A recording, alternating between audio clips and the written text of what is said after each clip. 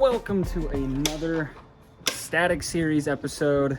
Today in this episode we are pulling off the lower control arms on the Legacy, and we are taking them to go get extended because that will get rid of our axle bind, and then once we're rid of the axle bind we can go lower and a lot more camber. It is now winter here in Utah. Rainy, cold, snowy. I hate it. I'm sure my cars hate it, but it is what it is. Now we're going over to my dad's house. If anyone has ever watched this channel for a while, you would know we built Granda. We did the entire STI swap back in that car. We built that entire car in my dad's garage. So what better fitting than taking the Legacy over there? That way I can leave it on jack stands for a few days while the lower control arms get custom built. You also saw me probably grab this bag off of the box. In that bag is the map sensor, which is what I think the issue is with our check engine light and the issue with the car running poorly.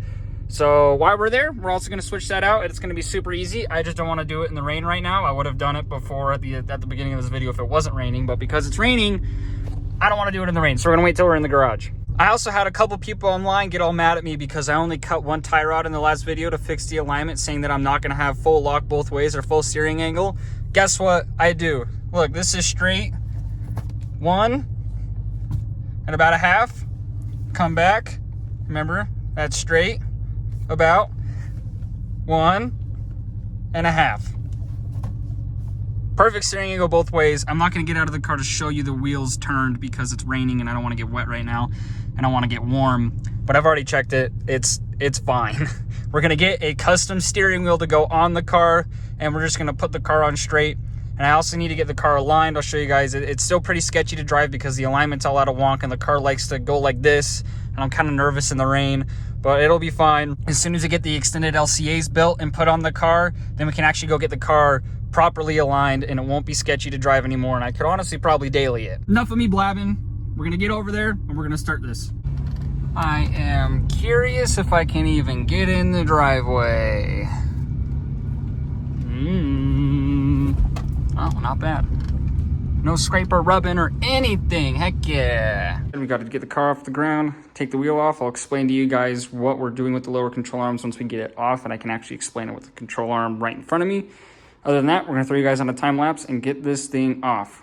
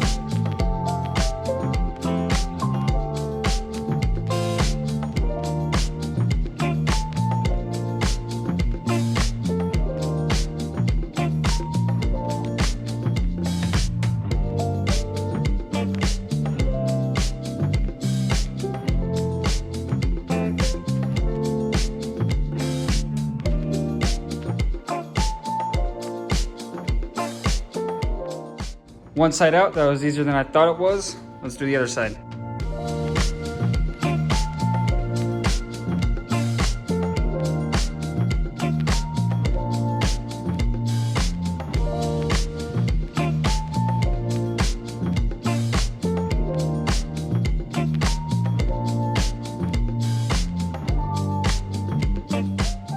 Well, that was way easier than I thought it would be.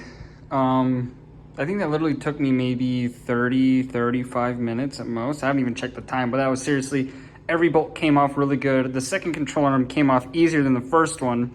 The first one, you might have noticed, I had to take a flathead and a hammer to get it off of the ball joint. The second one that I did on the driver's side, I just hit the side of it with the hammers and it popped right off of the ball joint. Super easy. Let's go ahead and explain real quick of what we're gonna do. So this is how the control arm sits in the car. It's bolted to the frame, and then this is bolted to the bottom of the hub. What my buddy's gonna do is you cut the front of it off and you extend it a few inches, and what that does is it will pull the hub out and away from the axle for camber instead of my slots, which push the hub in towards the axle, which is what causes the bind. So extending the lower control arm on the end, pulling the bottom of the hub out like this. So you can just imagine the bottom of the hub coming out, top staying still, bottom coming out. It's actually gonna give the axle more room for play and add the camber that we want. A lot of people get really confused with Subarus because on most stance cars that are like front wheel drive or all wheel drive, when you do crazy camber, you need extended axles or like axle spacers because there won't be enough threads for the axle to slide into on the hub. And Subarus are the complete opposite. Subaru axles are actually too long. So what happens when you add camber or lower it, the axle comes factory with an angle like this from the engine on this side to the hub. The axle has like an upward slope to the engine. And when you lower it, it brings it down, and it brings it down and closer in, and that makes it so it has no play back and forth anymore like this, which is what causes the bind. So when you extend the lower control arms, it takes the hub away from the axle again, giving it play again, taking away the bind when you don't have to do axle spacers. Like on most cars like GTIs and that kind of thing, you have to do axle spacers when you do crazy camber and crazy static because the axle actually isn't long enough, where Subaru axles, totally opposite, they're too long. Well, now that that's over, time to get these control arms to my buddy. All right, so I didn't film it, but we just dropped off the lower control arms to my buddy Seth, who's gonna be welding them for us. Yes, I still have the check engine light for the MAF sensor. I have a new MAF on the way. And yeah, I think we're just gonna catch up when I get the lower control arms back. And also the map sensor, map sensor I bought for the Legacy that I said I was gonna install, doesn't fit. So I don't know, that's the freaking right one. So either I'm looking at the wrong spot or I don't know. I gotta figure that out too, but we'll catch up when I get those back. Welcome back to the garage. It is absolutely horrible weather out there.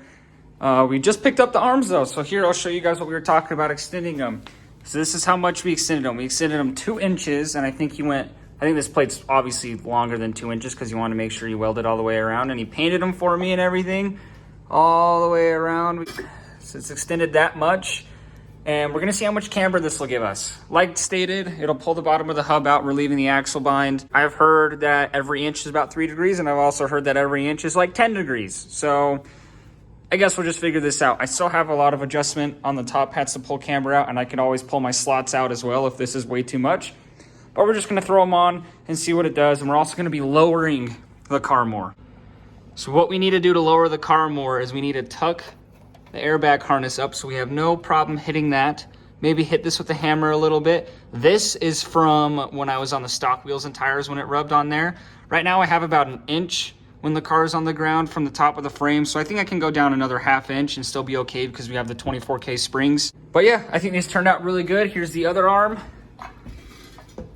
Show you guys how that is welded all the way around. I think these will be more than sturdy. You did a really good job custom welding these for me. Shout out my boy Seth for doing this. Looks awesome. I'm stoked. This is exactly what we needed for the Legacy. And this only cost me $200 to do. So we can add $200 to the budget that we've spent. So without further ado, let's start putting the car back together.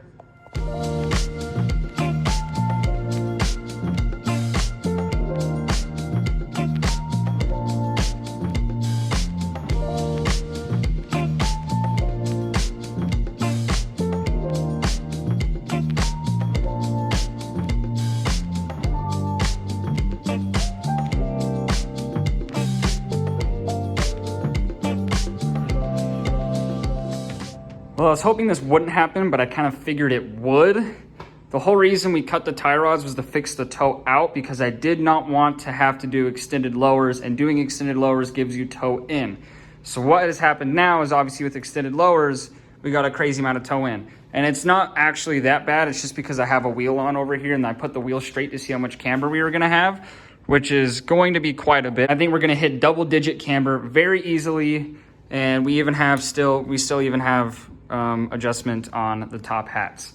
But with that wheel straight, look at that, that's freaking bad. So what we're gonna do is we have to go get adapters.